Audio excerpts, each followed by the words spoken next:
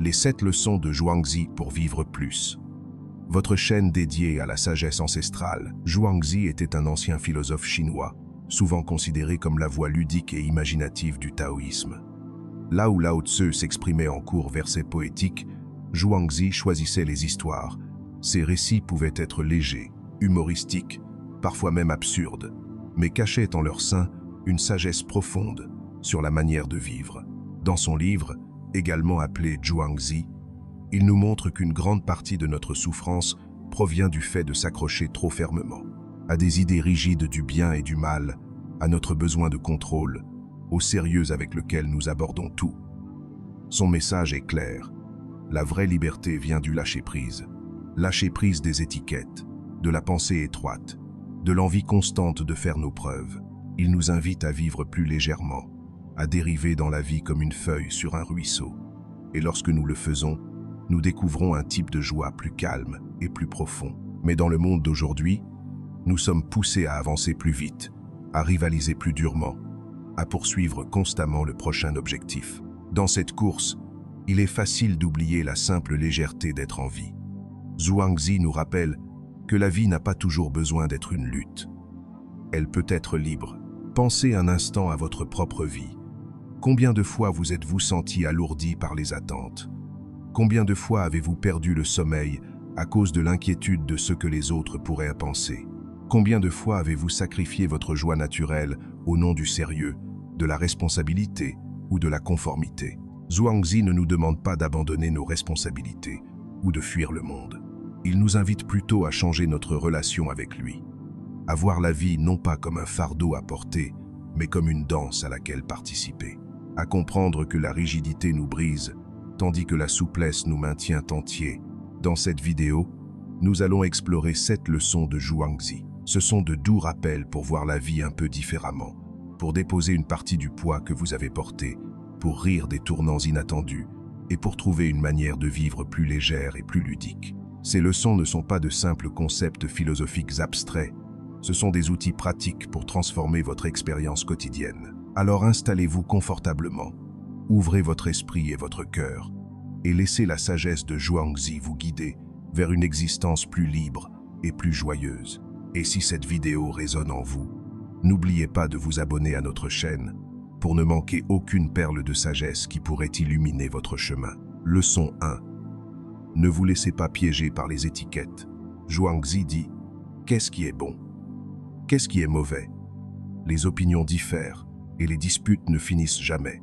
Pourtant, qu'il s'agisse du bien ou du mal, du juste ou de l'injuste, la voix en fait tous un. Zhuangzi voyait les étiquettes comme des cages créées par l'esprit, des frontières qui découpent la réalité en petites boîtes bien ordonnées, alors qu'en vérité, la vie coule librement sans division. Pour Zhuangzi, étiqueter était comme tracer des lignes dans l'eau. Au moment où vous le faites, les lignes se dissolvent. La réalité elle-même n'a pas de bord tranchant. C'est seulement l'esprit qui insiste pour appeler une chose bonne et une autre mauvaise, une personne utile et une autre inutile. Le problème est qu'une fois que nous mettons une étiquette sur quelque chose, nous ne le voyons plus pour ce qu'il est réellement. Nous ne voyons que le nom que nous lui avons donné. Et c'est ainsi qu'une grande partie de notre souffrance est créée, non pas par la vie elle-même, mais par la façon dont nous pensons à la vie. Réfléchissez un instant à toutes les étiquettes que vous portez. Je suis introverti. Je ne suis pas créatif. Je suis trop vieux pour changer. Je suis mauvais avec l'argent. Ces étiquettes deviennent des prophéties autoréalisatrices. Elles limitent ce que vous pensez possible pour vous-même. Elles vous enferment dans une identité étroite qui peut ne plus vous servir si elle l'a jamais fait. Zhuangzi raconte une histoire célèbre sur un arbre tordu. Un charpentier le regarde et le rejette immédiatement. Cet arbre est sans valeur. Son bois est trop tordu pour faire des meubles. Aux yeux de la société, l'arbre est inutile. Mais précisément à cause de cette inutilité, l'arbre reste debout, libre de grandir haut, libre d'offrir de l'ombre, libre de vivre sa vie naturelle. Pendant ce temps, les arbres droits, les utiles, sont abattus, découpés et transformés en objets. Ils servent un but immédiat, mais perdent leur vie dans le processus. L'arbre tordu, jugé inutile, survit des générations, offrant refuge aux oiseaux, fraîcheur aux voyageurs et beauté à tous ceux qui le contemplent sans jugement. Zhuangzi nous montre que parfois, ce que nous rejetons comme inutile ou étrange peut porter un don caché. Le défaut de l'arbre tordu devient sa liberté. Son imperfection est sa protection. Maintenant, réfléchissez à votre propre vie. Combien de fois vous êtes-vous étiqueté vous-même ou avez-vous étiqueté les autres d'une manière qui a fermé les possibilités? Vous vous êtes peut-être dit « Je ne suis pas assez bon »,« Je n'ai pas de chance » ou « Je suis trop timide » ou peut-être avez-vous regardé quelqu'un d'autre et pensé « Il est difficile, elle est étrange, ils sont inutiles ». Mais remarquez ce qui se passe une fois ces étiquettes apposées. Chaque action, chaque moment est filtré à travers ce jugement. L'étiquette devient une prison, non seulement pour eux, mais aussi pour vous. Imaginez que vous vous étiquetiez comme maladroit en société. Cette étiquette vous suivra dans chaque rassemblement. Vous interpréterez chaque silence comme une confirmation de votre maladresse. Vous éviterez les conversations, renforçant ainsi l'étiquette. L'étiquette n'était pas une vérité objective. C'était une lentille déformante qui a façonné votre réalité. Zhuangzi nous invite à desserrer ces chaînes de l'esprit. Demandez-vous, qu'est-ce que je ne vois pas, parce que j'ai déjà décidé ce que c'est? Peut-être que le travail ennuyeux dont vous vous plaignez vous donne tranquillement de la stabilité, pour que votre esprit ait de l'espace pour grandir ailleurs. Peut-être que la personne étrange que vous évitez porte une perspective qui pourrait ouvrir votre cœur de façon que vous n'avez jamais imaginée. Voici la pratique concrète. Chaque fois que vous vous surprenez à étiqueter quelque chose, que ce soit une personne, un événement ou vous-même, faites une pause. Demandez, est-ce toute la vérité? Y a-t-il une autre façon de voir cela? Ce que j'ai appelé inutile pourrait-il en fait porter une bénédiction cachée? Par exemple, imaginez perdre un emploi que vous vouliez. Instantanément, l'esprit y appose une étiquette. Échec. Mais si vous respirez, prenez du recul et regardez à nouveau, vous pourriez réaliser que ce rejet vous a libéré d'un chemin qui n'était pas vraiment le vôtre. Il pourrait vous pousser vers quelque chose de mieux, aligné avec votre nature. Ce qui semblait être un malheur pourrait être un enseignant déguisé. Ou prenez l'exemple d'une relation qui se termine. L'esprit crie, rejet, solitude. Mais en regardant plus profondément, vous pourriez voir que cette fin a créé de l'espace pour une croissance que la relation étouffait. Peut-être qu'elle vous a libéré pour découvrir des parties de vous-même que vous aviez oubliées. C'est la leçon de Zhuangzi. La vie n'est pas censée être découpée en opposés. Bon et mauvais, succès et échec, utile et inutile. Toutes ces distinctions sont des constructions de l'esprit humain, pas des vérités inhérentes à l'univers. Lorsque vous cessez de vous accrocher aux étiquettes, vous commencez à voir la réalité telle qu'elle est, vivante, fluide et entière. Commencez petit. Pendant une journée, remarquez simplement combien d'étiquettes vous utilisez. Ce repas est mauvais.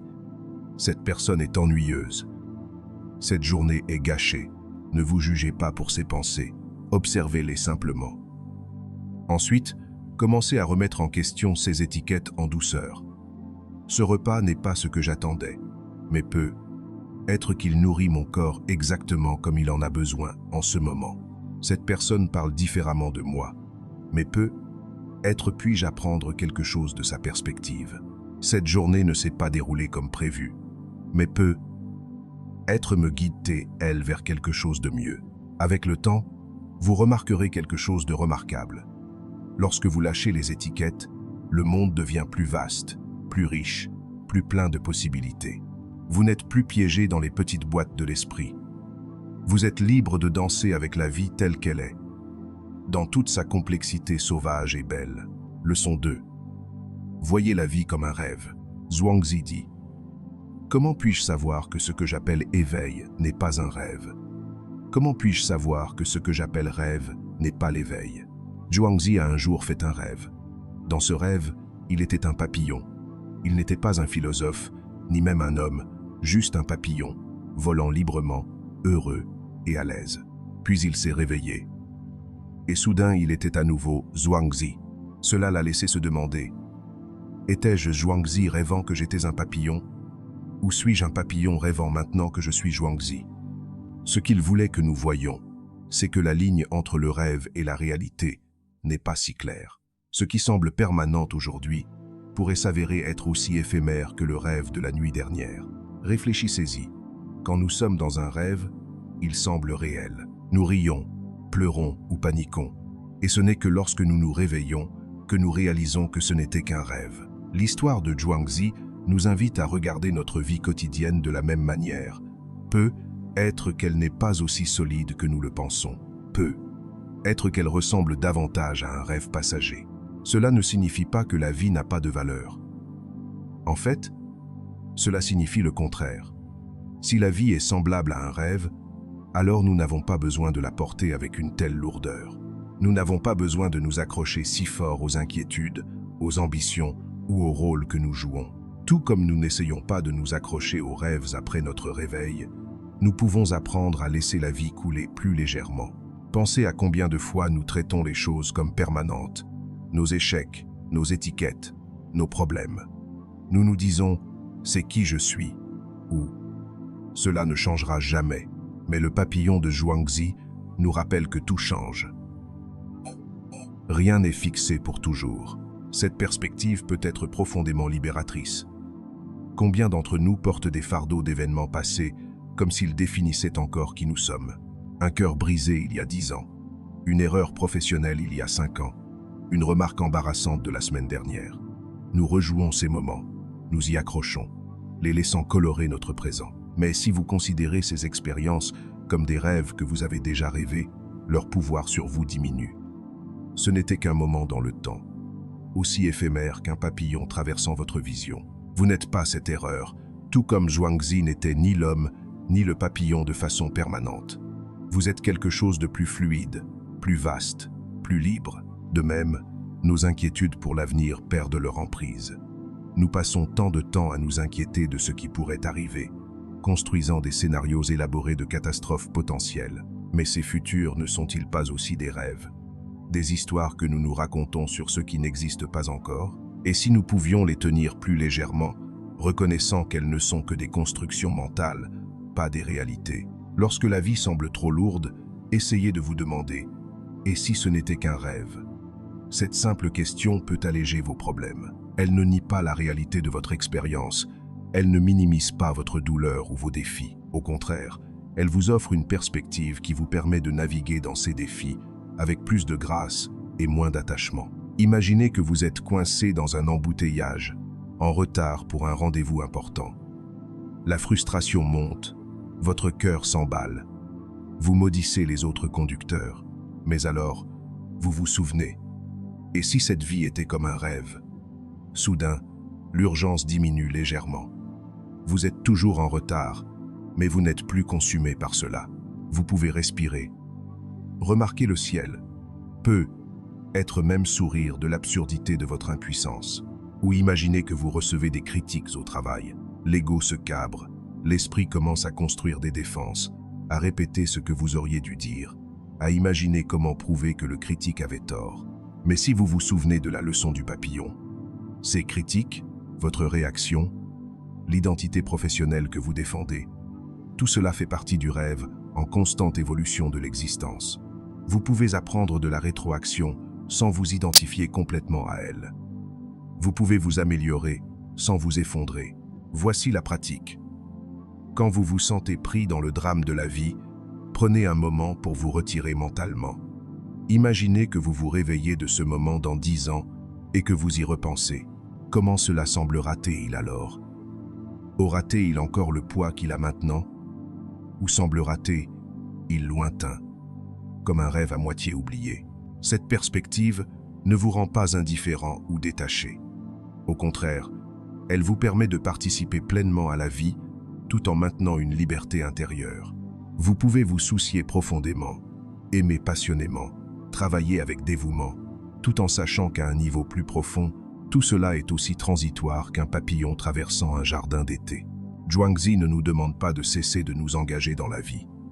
Il nous invite à nous engager avec légèreté, avec un sens du jeu, avec la compréhension que tout cela est merveilleux, beau et éphémère.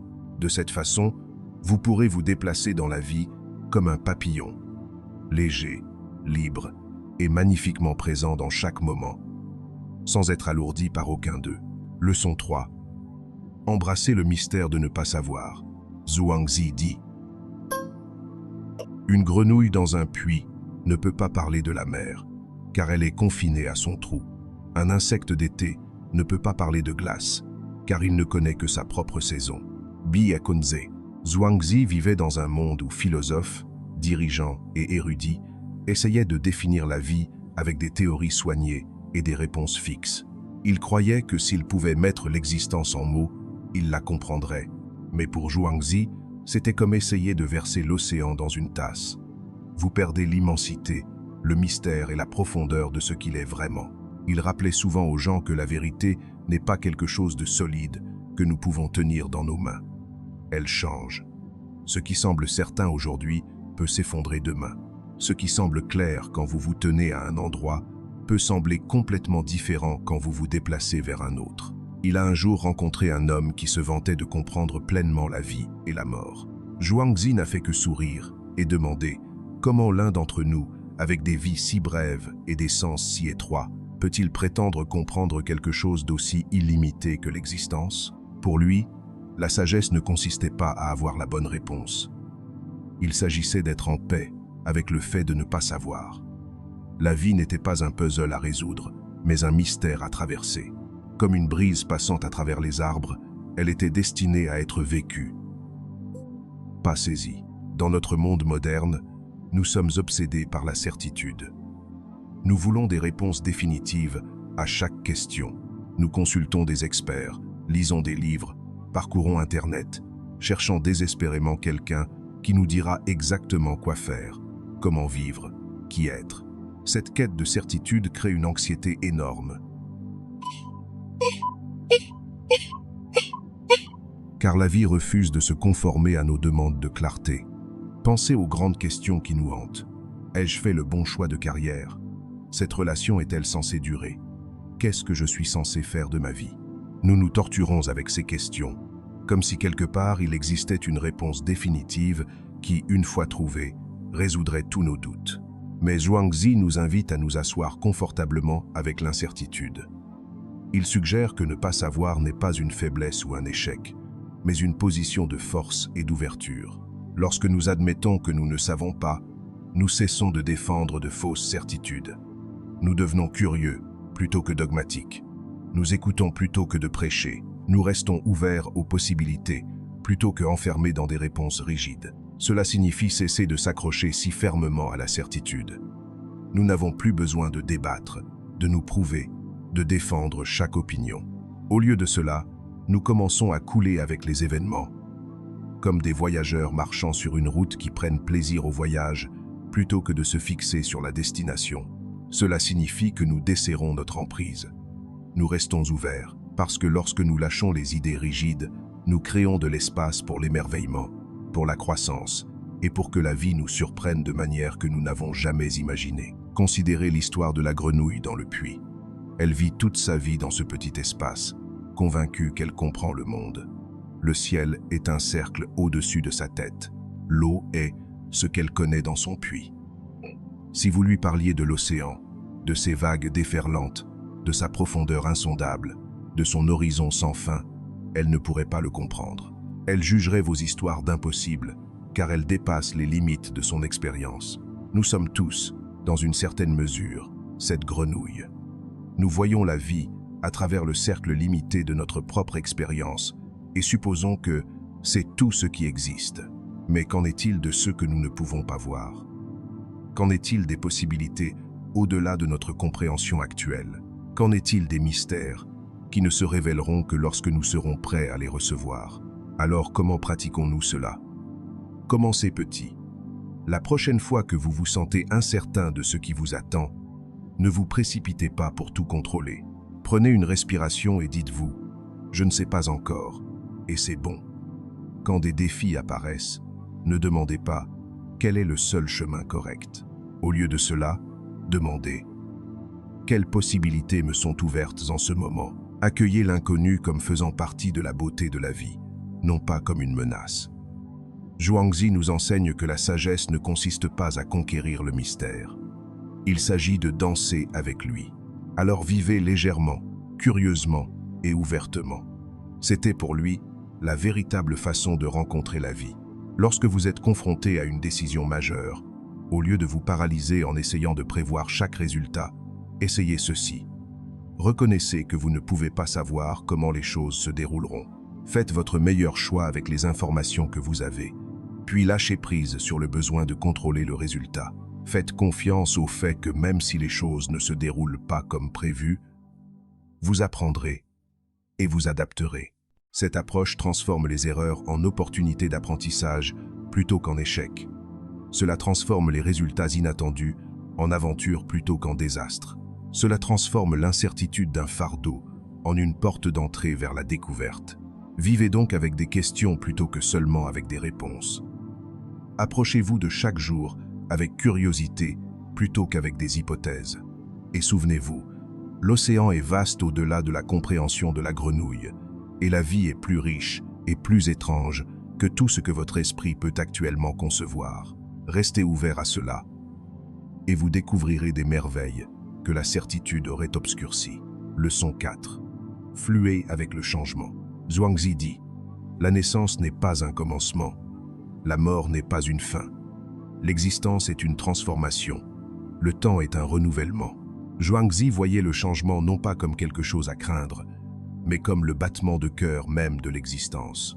Pour lui, la vie était comme le rythme sans fin du changement. Les saisons qui vont et viennent, le cycle du jour et de la nuit, la danse constante de la croissance et de la décomposition. Tout change. C'est la voie du Tao. Mais nous, humains, nous nous accrochons à ce que nous aimons. Nous voulons que les relations, les carrières, même notre propre jeunesse, restent figées dans le temps. Et lorsque la vie change inévitablement, nous ressentons de la douleur. Non pas parce que le changement est mauvais, mais parce que nous y résistons. Lorsque la femme de Zhuangzi est décédée, ses amis sont venus le consoler. Au début, il a pleuré comme tout homme le ferait. Mais peu après, ils l'ont trouvé en train de chanter et de tambouriner doucement sur une marmite. Choqués, ils ont demandé « Comment peux-tu célébrer après avoir perdu ta femme ?» Zhuangzi a expliqué qu'au début, lui aussi ressentait du chagrin. Mais ensuite, il s'est souvenu du rythme plus large de l'existence.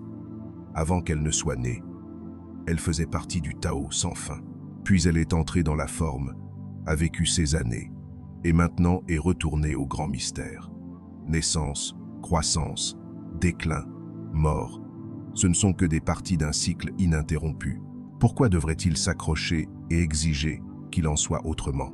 Ce que Zhuangzi enseigne ici, c'est que le changement n'est pas un ennemi à combattre, c'est la rivière qui nous porte. Lorsque nous résistons, nous souffrons. Lorsque nous fluons, nous trouvons la paix. Pensez à votre propre vie.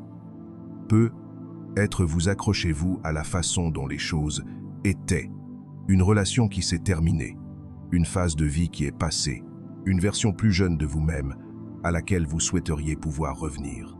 Remarquez comment cet accrochage ne crée que de la tension. La vérité est, la vie a déjà avancé, et votre esprit est invité à avancer avec elle. Le changement est l'une des expériences humaines les plus difficiles. Nous construisons nos vies autour de la stabilité. Emploi stable, relations stables, routine stable.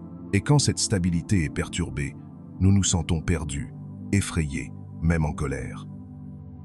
Pourquoi la vie ne peut-elle pas simplement rester comme elle est quand les choses vont bien? Mais considérez la nature. Les arbres perdent leurs feuilles à l'automne.